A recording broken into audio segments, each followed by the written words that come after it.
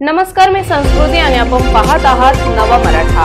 निवृत्ती वेतन नियामक मंडळ अर्थात पीएफआरडीएने गुरुवारी एकीकृत निवृत्ती वेतन योजनेवर शिक्कामोर्तब केले।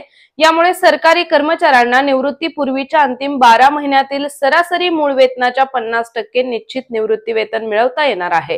राष्ट्रीय निवृत्ती वेतन योजनेअंतर्गत सामील केंद्र सरकारी कर्मचाऱ्यांसाठी सरकारने 24 जानेवारी 2025 रोजी जारी केलेल्या यूपीएस अधिसूचनेनंतर हा नवीन पर्याय खुला झाला आहे, असे पीएफआरडीएने दिलेल्या निवेदनात म्हटले आहे।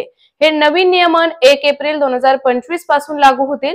केंद्र सरकारी कर्मचाऱ्यांच्या या सर्व श्रेणींसाठी नोंदणी आणि दाव्याचे अर्ज 1 एप्रिल 2025 पासून प्रोटीन CRA npscra.nsdl.co.in च्या संकेतस्थळावर ऑनलाईन उपलब्ध असतील।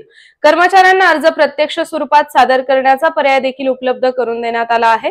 सूचनेनुसार कर्मचाऱ्याला सेवेतून काढून टाकले गेल्यास किंवा राजीनामा दिला असल्यास त्यांना यूपीएस पर्याय उपलब्ध राहणार नाही।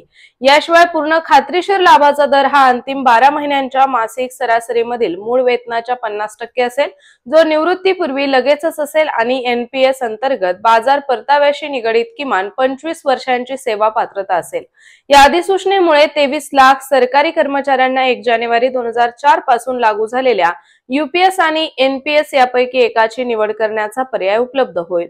पंतप्रधान मोदी यांच्या अध्यक्षतेखाली 24 ऑगस्ट 2024 रोजी केंद्रीय मंत्रिमंडळाने यूपीएसला मंजुरी दिली। जानेवारी 2004 पूर्वी लागू असलेल्या जुन्या निवृत्ती वेतन योजनेअंतर्गत कर्मचाऱ्यांना त्यांच्या शेवटच्या वर्षातील मूळ वेतनाच्या 50% रक्कम निवृत्ती वेतन म्हणून मिळत असे। तर अशाच माहितीपूर्ण बातम्यांसाठी चॅनलला सबस्क्राइब नक्की करा।